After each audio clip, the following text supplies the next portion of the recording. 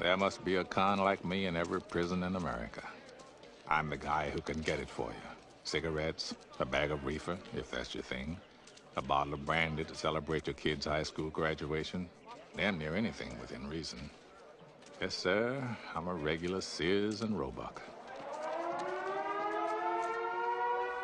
So when Andy Dufresne came to me in 1949 and asked me to smuggle Rita Hayworth into the prison for him, I told him, no problem.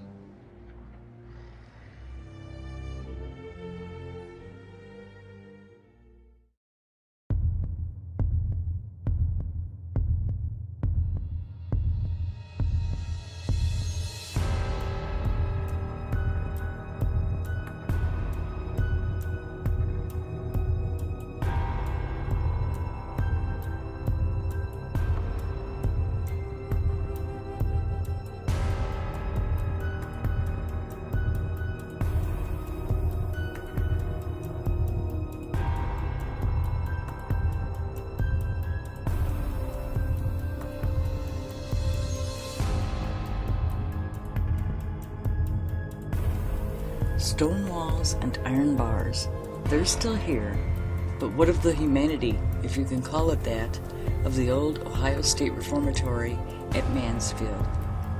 What of the 154,000 inmates who passed through its gates in its 94 years as a working prison?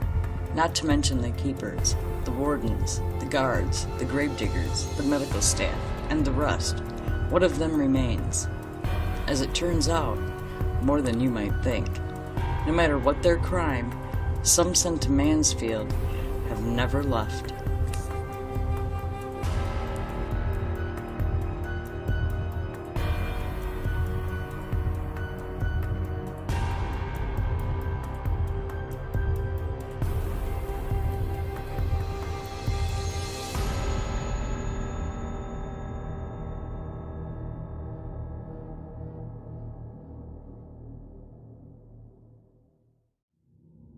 They rest, unclaimed, in a cheerless graveyard just outside the fence, 215 numbered markers laid out row on row. Most were victims of disease, influenza, tuberculosis. Some died of less natural causes. From the violence that is all too common inside any prison and was far from unknown in this one. And the worst of it occurred well away from the main cell block, with their rows of cages stacked tier on tier, and inmates, one or two to a cell. There were too many eyes, too many witnesses. No, the worst part of it was reserved for a far lonelier place deep beneath the prison ground.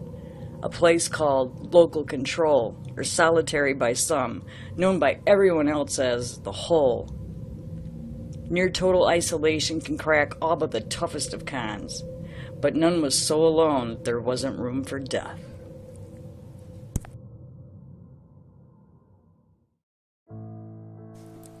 At least one inmate managed to hang himself. Another set himself on fire. Once, two men left too long in a single tomb-like cell. Only one walked out, leaving his cellmate's body behind, stuffed beneath a bunk. Could there be other similar surprises, or words left over from the days before the prison closed? Even when they're empty, some swear something walks these halls.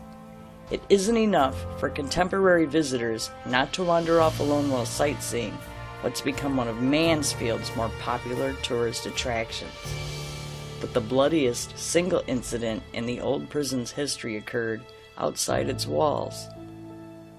In July 1948, when the Reformatory's farm's boss, his wife, and daughter were kidnapped and shot to death by two parolees bent on revenge, a six-state manhunt for the so-called Mad Dog killers ended in a shootout that left Robert Daniels of Columbus in custody and his partner, James West, dead. "I'll get the chair," he told police as he signed the confession, and on January 3, 1949, he surely did. A year later, in 1950, disaster struck again, this time here in the living quarters of the warden himself. The warden's wife, removing a jewelry box from a closet shelf, dislodged a pistol from its hiding place. When it hit the floor, the gun went off, inflicting a fatal wound. And within the decade, even more bad luck.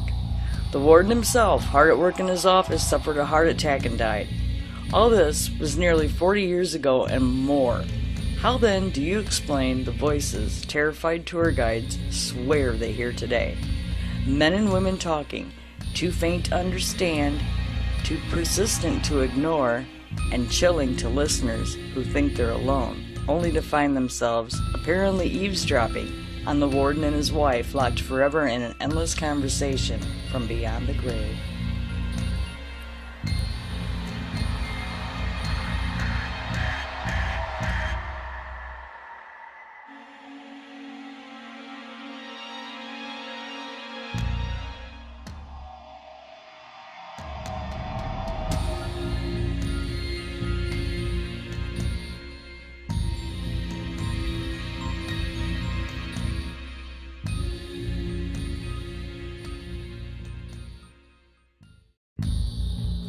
Built in 1886, the Ohio State Reformatory was designed to humanely rehabilitate first-time offenders and was initially applauded as a positive step toward prison reform.